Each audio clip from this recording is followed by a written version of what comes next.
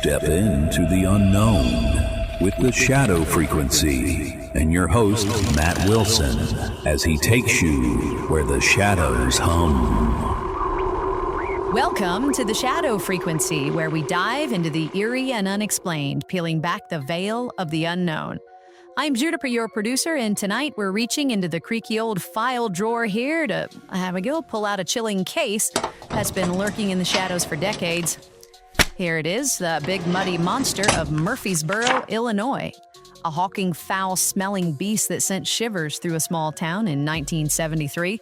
Matt, this one's got all the makings of a paranormal nightmare, ready to take us into the muck. Oh, Juniper, you know I'm itching to wade into this one. Right. A creature caked in river slime, screaming like something from another dimension. Right. Count me in. I knew you'd be hooked. All right, listeners, brace yourselves for a journey into the murky unknown. Matt, take it away.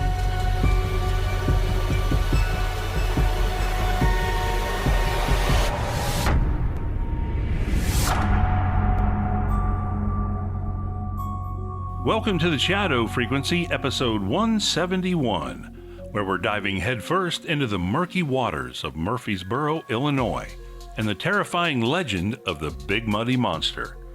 Picture this. It's June 25th, 1973, just before midnight. The air is thick with summer humidity, and the Big Muddy River slinks quietly through Riverside Park. A young couple, Randy Needham and Judy Johnson, are parked near the boat launch, stealing a moment together under the stars. Suddenly, a sound rips through the night, a piercing, unearthly scream, like an eagle shrieking through a distorted microphone. Their hearts race as they peer out the car window, and there it is, a creature, 7 to 8 feet tall, looming in the moonlight. Its matted white hair is streaked with river mud, its glowing red eyes piercing the darkness, and a stench like sewage and decay fills the air. They didn't stick around to ask questions. They floored it and sped to the police station. The Murphysboro police, led by Chief Ron Manwaring, didn't dismiss their story. They ventured out to the riverbank, flashlights cutting through the fog, and found something unsettling. Footprints, 10 to 12 inches long, 3 to 4 inches wide, and sunk deep into the mud. Whatever left those tracks was heavy, unnatural. Officers heard another blood-curdling scream echo through the trees around 3 a.m., but the creature vanished into the night. The next evening, June 26, the terror continued. 2 teenagers in the Westwood Hills subdivision spotted a creature matching the same description. Tall, hairy, caked in muck, with an odor that turned their stomachs. Police brought in a tracking dog, which followed the scent to an old barn, but refused to enter. Whimpering and cowering, more footprints were found, along with an unidentifiable slime that seemed to ooze from nowhere. Over the next 10 days, reports flooded in. A 5-year-old boy, Christian Barrel, ran screaming into his home, claiming a big ghost loomed behind his backyard fence near the river. Neighbors backed up his story, saying they saw a towering white-haired figure vanish into the woods. The town was gripped by fear. Search parties scoured the riverbanks, finding more tracks and that strange, slimy residue. The New York Times even ran a story calling it a Yeti-like monster that had Murphysboro on edge. Letters poured in from across the country, people desperate for answers about this thing that seemed to emerge from the river itself, a spectral beast born from the muddy depths. Was this creature a guardian of the Big Muddy River? A spirit tied to the land? Some locals whispered it might be a manifestation of something ancient, something tied to the swamps and forests of southern Illinois. The Shawnee National Forest nearby is riddled with caves and dense thickets, perfect hiding spots for a being that doesn't want to be found. Could it be a remnant of a forgotten time? A creature that's been watching from the shadows for centuries? The paranormal energy of this case is undeniable. The screams, the stench, the glowing eyes. It's as if the Big Muddy Monster wasn't just a physical thing, but a force that fed on fear itself. Juniper, this thing gives me chills. Those screams, that slime.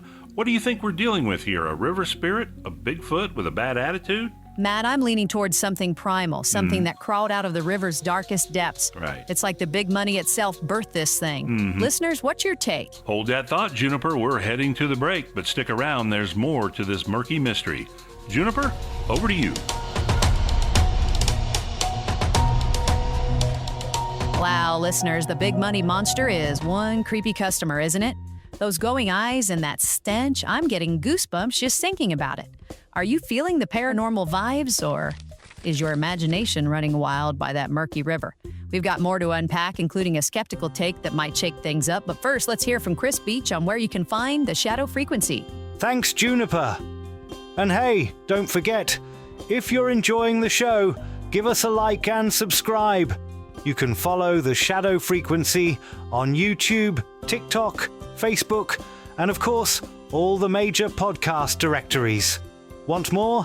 Head over to shadowfrequencypodcast.com, where you'll find every episode, our brand new Shadow blog with companion articles, and our merch store with some eerie cool swag.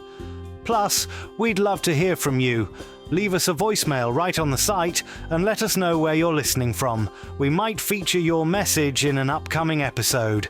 And if you'd like to support the show, you can even buy us a coffee. Every bit helps keep the shadows whispering. Back to you, Juniper. Thanks, Chris. Now it's time for the mailbag. I gotta fire up the old message materializer. Let's flip the switches here to beam in today's listener note. Doobie-doo, doobie-doo. All right.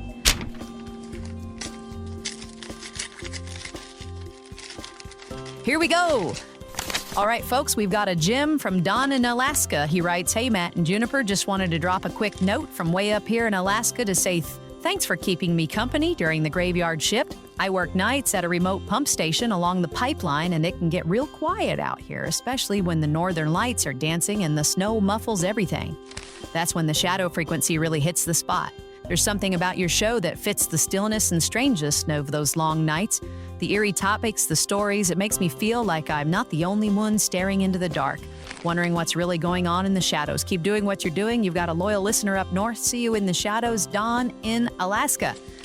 Oh, Don, you're giving me all the feels. I can just picture you out there surrounded by snow and auroras with the big muddy monster creeping into your headphones. Stay safe at that pump station and keep us posted if you spot anything shadowy up in Alaska. Listeners, you want to join the conversation? Drop us a line at shadowpodcast@protonmail.com. Matt, take us back to the murky waters of Murphysboro.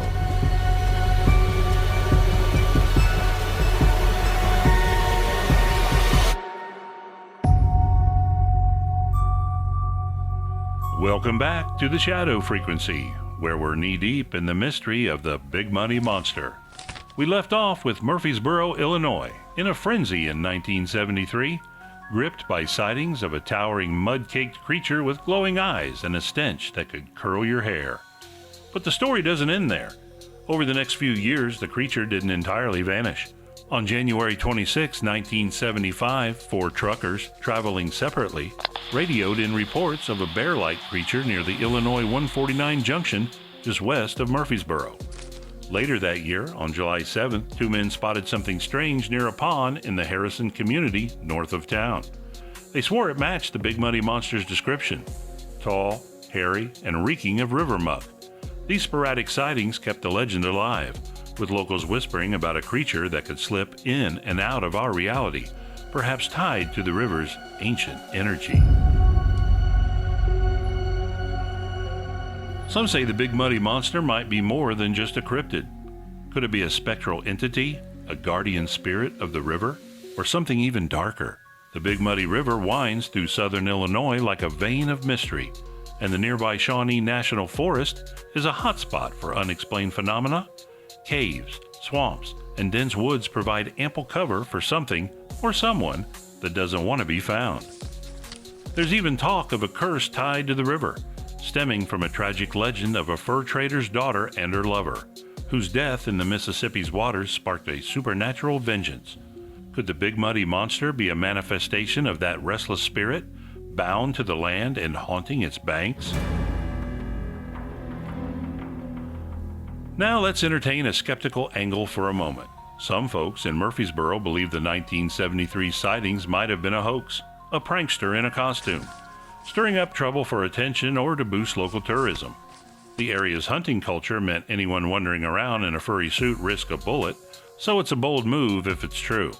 Still, the consistency of reports, multiple witnesses, police investigations, and physical evidence like footprints and slime makes it hard to dismiss entirely.